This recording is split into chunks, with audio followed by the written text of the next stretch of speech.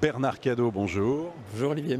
Grand professionnel de l'immobilier, longtemps à la tête du réseau Orpi et aujourd'hui, à la fois Partage Plus, les mandats exclusifs, mais aussi Listigo, beaucoup de choses ici au sein de ce salon Rent qui mêle immobilier et nouvelles technologies. Alors, Partage Plus, qu'est-ce que c'est? Alors Partage Plus, c'est une association. Pourquoi une association et pas une société commerciale? Parce que j'ai voulu, en la créant, démontrer qu'elle avait une vocation tout à fait œcuménique de rassembler l'ensemble de la profession sur un concept qui est très simple, finalement, qui est assez ancien, et je dois le dire qu'on a expérimenté depuis la création chez Orpi, qui est le partage des mandats. Et en l'occurrence, le partage des mandats exclusifs. Pourquoi? Parce que partager des mandats, ce n'est pas toujours intuitif pour les professionnels, mais c'est très efficace. Et on a un challenge devant nous, toute la profession, c'est d'aller chercher les 35% de parts de marché qui échappent encore à cette profession. Et on se demande bien pourquoi. Il y a une espèce de plafond de verre qu'on n'arrive pas à briser. Donc, l'idée de base, une association avec un caractère tout à fait œcuménique. Et je profite de cette intervention pour rappeler, puisque maintenant tout le monde le sait, que notre président chez Partage Plus, c'est Henri Buzicazo, qu'on ne présente plus, qui connaît parfaitement l'ensemble de l'écosystème de l'immobilier et du logement en France, qui nous fait l'honneur de présider cette association. Et il ne fait pas que l'honneur parce qu'il y croit vraiment et il sait que ça fait du sens.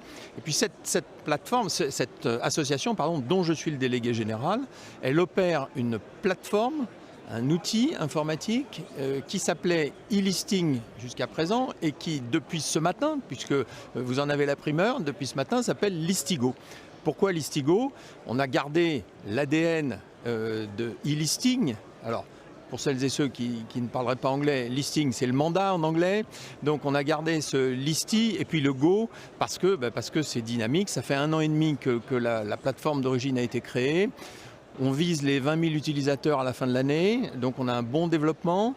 Et puis je crois que les mentalités sont en train d'évoluer et de changer sur le thème de l'utilité, quelle que soit, je dirais, sa chapelle, l'utilité de partager des mandats exclusifs entre les professionnels. Combien de mandats sont partagés? Jusqu'où on peut aller en fait? Vous parlez de mentalité, effectivement. Est-ce qu'il y a eu, à un moment donné, des blocages ou qu'est-ce qui pourrait servir de levier? Qu'est-ce qu'on peut souhaiter là-dessus à Listigo? Vous savez, moi je suis un éternel optimiste et en même temps je me base sur ce que j'ai vécu et sur ce que j'ai constaté.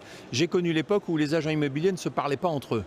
Et puis cette chose-là a bien évidemment évolué, on a créé le fichier Amepi, on a fait plein de choses ensemble, parce qu'on sait très bien que les clients, parce que c'est quand même d'eux dont il faut tenir compte, les clients ne demandent qu'une chose, c'est quand on est vendeur, c'est pouvoir adresser son bien à un maximum d'acquéreurs potentiels, et lorsqu'on est acquéreur, accéder à l'exhaustivité de cette offre. Et il n'y a pas 36 manières d'y parvenir, il faut qu'on partage nos mandats, parce que personne sur le marché n'a la capacité de dire « à moi tout seul, je représente 100% de ce marché ». Donc l'objectif, pour répondre à votre question, c'est vraiment d'aller chercher les 100% de parts de marché. D'ailleurs, 100% des grandes marques de l'immobilier sont utilisateurs de Listigo à l'instant où on se parle. Donc ça veut dire qu'ils y trouvent du sens. Maintenant, il faut aller faire le pas d'après et convaincre tout le monde. Vous savez, il y a un chiffre moi, qui m'interpelle. Sur les 18 derniers mois, il y a eu 30% de cartes professionnelles en plus qui ont été délivrées par les chambres de commerce. Et la part de marché des professionnels, elle n'a pas évolué, elle est toujours à 65% et on a toujours ces 35% à aller chercher. Donc il y a vraiment un sujet quelque part. Et nous savons que le partage de mandats exclusifs, d'abord le mandat exclusif, puis le partage de mandats exclusifs, c'est vraiment la solution. Et pourquoi notamment? C'est que lorsque on est vendeur, on hésite parfois à signer un mandat exclusif à un professionnel parce qu'on se dit si je le signe à un seul individu, il va faire ce qu'il peut, mais il ne me donne pas une garantie d'efficacité. Là, lorsqu'on dit qu'on va partager ce mandat exclusif, on lève l'objection numéro 1 des vendeurs, parce qu'ils ne sont plus rétifs à l'idée de signer un mandat exclusif, mais ils ne veulent pas le signer dans n'importe quelle condition. Donc nous ne sommes concurrents de personne, on est là pour fédérer les différents acteurs, quels qu'ils soient, d'où qu'ils viennent, quel que soit leur statut juridique et commercial, parce que, in fine, c'est bien aux clients qu'on doit penser, c'est ça notre responsabilité de professionnel. Très bien, donc pour vous, c'est le sens de l'histoire, hein, donc ça va se développer. L'histoire est en marche, elle n'avance pas assez vite à mon goût, mais bon, on s'y emploie. Alors, dernière chose, Bernard Cadot, je profite de votre présence, quand même, votre regard, vous le connaissez bien, sur ce marché de l'immobilier, ces marchés de l'immobilier à plusieurs vitesses. Quel regard vous portez en ce moment? Je pense que malheureusement, on est face à un marché qui est en train de se tendre, et vous le dites vous-même dans vos colonnes et dans vos interventions, parce que malheureusement, on a un problème de pouvoir d'achat. On sort de 3 ou 4 années qui étaient des années fantastiques pour le marché de l'immobilier. C'est en train de s'inverser, on voit bien la remontée des taux, et plus que la remontée des taux, je crois que c'est les conditions d'accès au crédit qui sont complexes, avec notamment, on ne va pas rentrer dans le détail, mais cette fameuse notion du taux d'usure, qui fait que pratiquement un dossier sur 2 n'est pas éligible aujourd'hui alors qu'il l'était il y a 6 mois ou il y a 8 mois. Donc il y a manifestement au bout de ce chemin-là une contraction du marché.